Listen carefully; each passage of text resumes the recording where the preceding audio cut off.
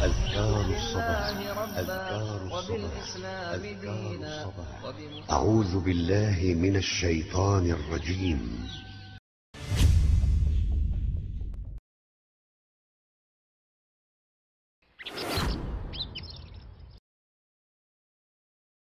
Alhamdulillah wassalatu wassalamu ala rasulillah Nabiyyina Muhammadin wa alihi wa sahbihi wa man wala.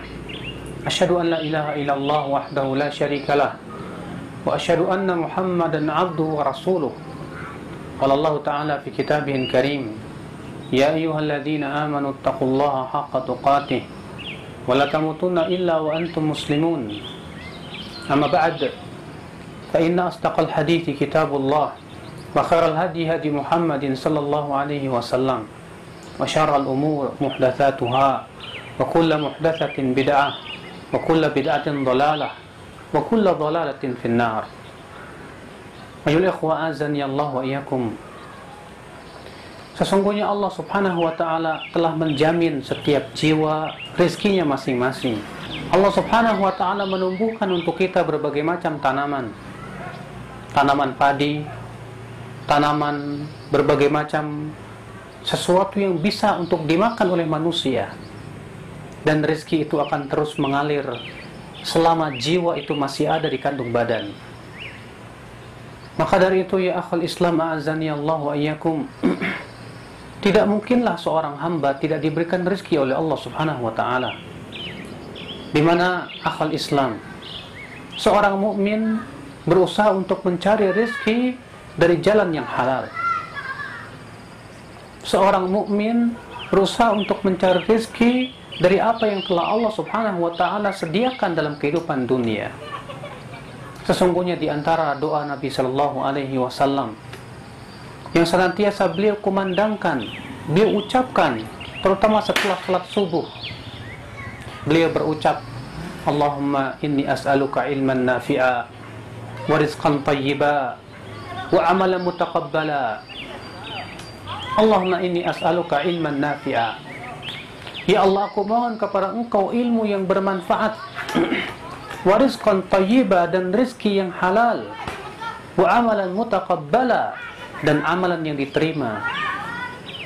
Setiap harinya Rasulullah SAW meminta kepada Allah 3 perkara ini, yaitu ilmu yang bermanfaat. Apa itu ilmu yang bermanfaat ya akhi?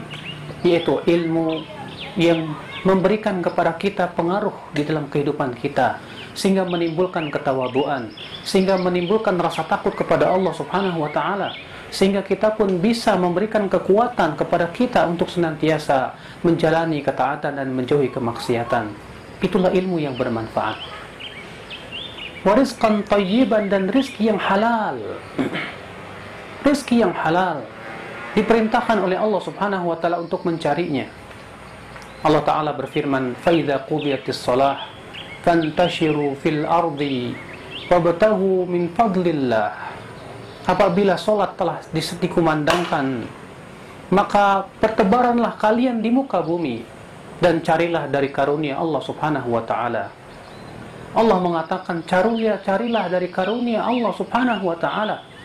Itu menunjukkan ya akhwat Islam, mencari rezeki Allah yang halal diperintahkan oleh Allah Subhanahu wa taala. Bahkan Abdullah bin Abbas berkata, talabul halal jihad. Mencari rezeki yang halal itu termasuk jihad di akhwat Islam azani Allah wa iyyakum. Tentunya seorang mukmin ketika mencari rezeki yang halal, dia gunakan berbagai macam cara selama itu adalah caranya halal, caranya sesuai dengan syariat Allah Rabbul Izzati wal Jalalah.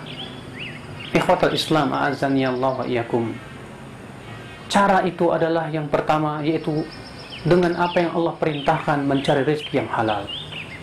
Itu membanting tulang kita untuk mencari senantiasa sesuatu yang Allah Subhanahu wa taala halalkan kepada kita. Lalu kemudian disertai dengan doa kepada Allah Subhanahu wa taala, memohon agar Allah memberikan kepadanya rezeki yang halal dan dijauhkan dirinya dari rezeki yang haram. Oleh karena itulah Rasulullah SAW ia memohon kepada Allah, Allahumma qfini bihalalika an haramik. Ya Allah, cukupkan aku dengan yang halal dari sesuatu yang haram. Wa aghnini bifadlika amman siwak. dan kayakan aku dengan karunia-Mu dari selain Engkau ya Allah subhanahu wa ta'ala. Subhanallah ya akhi, azan ya Allah wa iyyakum. Maka dari itu ya akhi, seorang mukmin berusaha untuk mencari rezeki yang halal. Seorang mukmin tak akan pernah berkata bahwasanya mencari rezeki yang halal itu sulit. Mencari yang haram saja sulit, apalagi yang halal. Bukan seperti itu prinsip seorang mukmin. Seorang mukmin yakin bahwa kalau ia berusaha pasti Allah akan memberikan jalan. Namun demikian seorang mukmin bersabar ketika mencari rezeki yang halal. Seorang mukmin berusaha untuk yakin bahwasannya apabila dia betul-betul melaksanakan perintah Allah Subhanahu wa taala mencari rezeki yang halal, pasti Allah akan bukakan kepadanya berbagai macam pintu-pintu rezeki tersebut. Ikhwatal Islam, azani Allah wa iyyakum. Maka dari itu Rasulullah memohon, ya warizqan thayyiba, ya Allah aku mohon kepada Engkau rizki yang halal. Karena rizki yang haram itu mencabut keberkahan hidup kita. Tahukah Anda bahwa rizki yang halal, yang haram itu mencegah pengabulan doa? Disebutkan dalam hadis bahwa Rasulullah SAW menyebutkan seorang laki-laki yang jauh perjalanannya, rambutnya kucut dan berdebu, dia menengadahkan dua tangannya ke langit seraya berkata, ya Rabb, ya Rabb. Sementara kata Rasulullah, makanannya haram, minumannya haram, pakaiannya haram, wa ghudhiya bil haram. Demikian telah diberikan gizi dari yang haram. Fa anna yustajabulah. Bagaimana akan dikabulkan doanya? Bagaimana akan dikabulkan doanya? Ya Rasulullah mengatakan bahwa rizki yang haram itu tidak akan dikabulkan doa seseorang. Maka dari itu ya akhul Islam, jangan Anda berkata bahwasanya kalau saya tinggalkan pekerjaan saya yang tidak halal ini, saya dari mana akan mencari rezeki yang halal? La ilaha illallah. Ya seakan-akan ia kurang yakin bahwasanya Rabb-nya Maha pemberi rezeki. Bukankah Allah Subhanahu wa taala telah mensifati dirinya sebagai Ar-Razzaq? Mensifati dirinya sebagai Ar-Razzaq. Apa itu Ar-Razzaq? Itu yang Maha pemberi rezeki kepada hambanya. Lihatlah oleh Anda, burung-burung itu tidak diberikan oleh Allah kecerdasan, akal dan pikiran.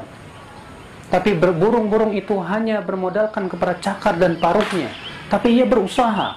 Dia terbang ke sana kemari mencari rezeki yang Allah sediakan. Ternyata apa yang terjadi? Di waktu pagi terlihat temboloknya kosong. Kemudian di waktu sore ia pulang dalam keadaan temboloknya penuh. Siapa yang memberikan kepada burung tersebut rezekinya?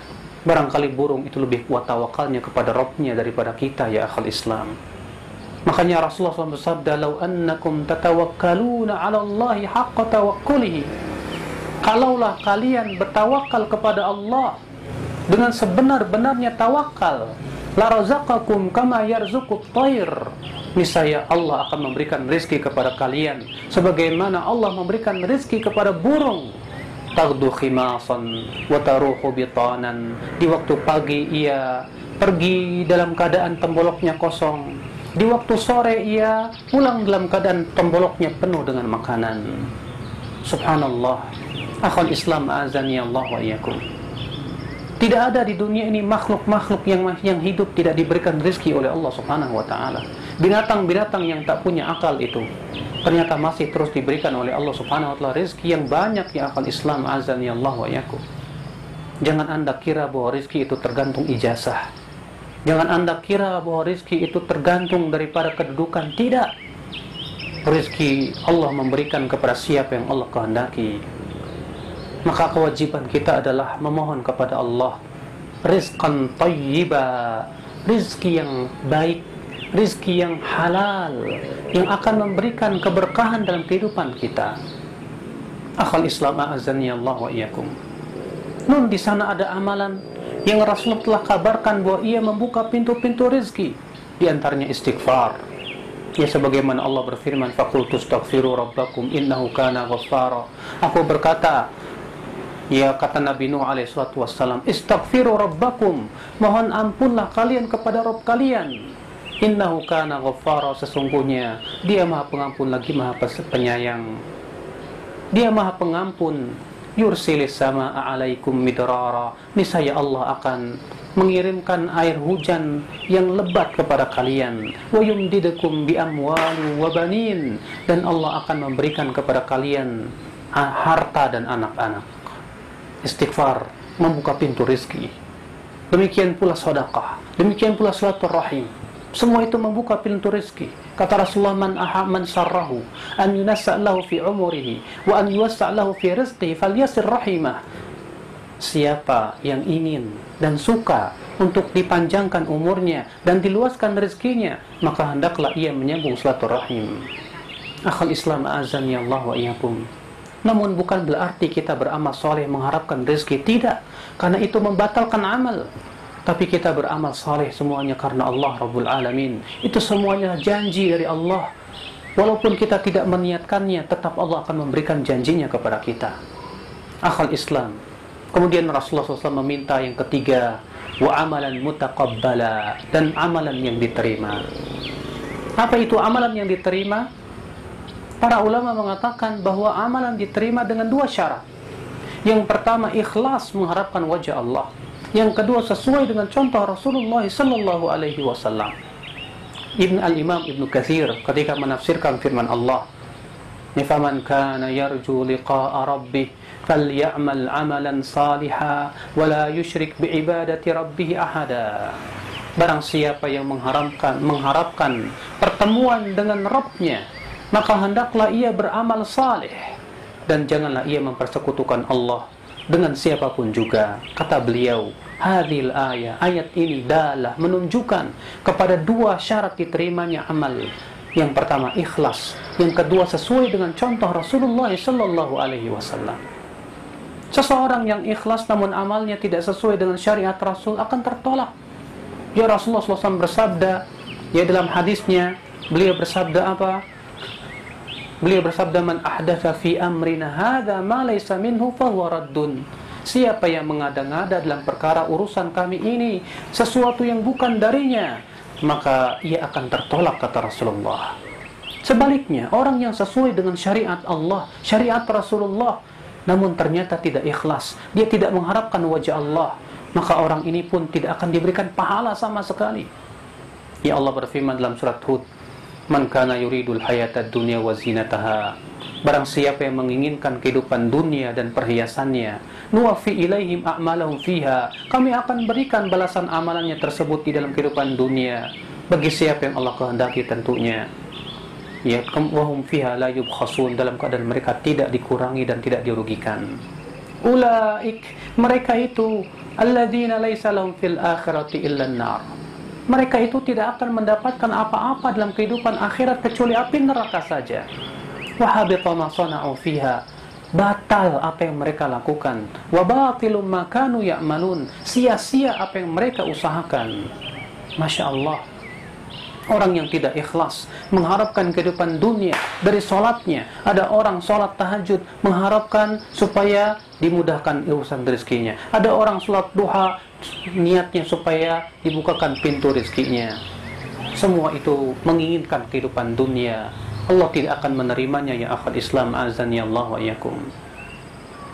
Demikian pula ya akhal Islam, seseorang sholat karena ingin dipuji orang, ia adalah riya. Dan Rasulullah sangat khawatir umatnya terkena riya. Beliau bersabda, akhwafu ma akhwafu alaikum, akhwafa ma akhwafu alaikum asyirkul asghar ar-riya. Yang paling aku khawatirkan kepada kalian, kata Rasulullah, yaitu syirik kecil, yaitu riya. Yakumur rajul, seseorang sholat, berdiri sholat, kemudian ia membaguskan sholatnya, lima yara min nadhari rajul, karena ada rupanya orang lain yang memperhatikan dirinya. Inilah tiga doa, tiga perkara yang Rasulullah selalu minta setiap hari, wahya ya akhal Islam. Beliau berdoa, Allahumma inni as'aluka ilman nafi'a, ya Allah, aku mohon kepada Engkau ilmu yang bermanfaat, wa rizqan thayyiba, wa amalan mutaqabbala, rizki yang halal dan amalan yang diterima. Seakan-akan ya akhal Islam, kita sangat dianjurkan sekali dalam setiap harinya kita bisa menambah ilmu yang bermanfaat, mencari rizki yang halal dan beramal saleh. Siapa yang hari-harinya dihiasi oleh tiga perkara ini, ia akan bahagia. Tapi siapa yang hari-harinya tidak dihiasi dengan 3 perkara ini, ia akan sengsara ya akhal Islam. Barangkali mudah-mudahan kita termasuk orang-orang yang senantiasa diberikan oleh Allah 3 perkara ini. Mari kita amalkan doa ini bersama-sama setiap hari. Ya, mari kita amalkan setelah sholat subuh, karena Rasulullah mengamalkan doa ini agar kita diberikan kebaikan dunia dan akhirat. Rabbana atina fid dunya hasanah wa fil akhirati hasanah wa qina adzabannar. Wa sallallahu ala nabiyyina Muhammadin wa akhiru da'wana anil hamdulillahi rabbil alamin.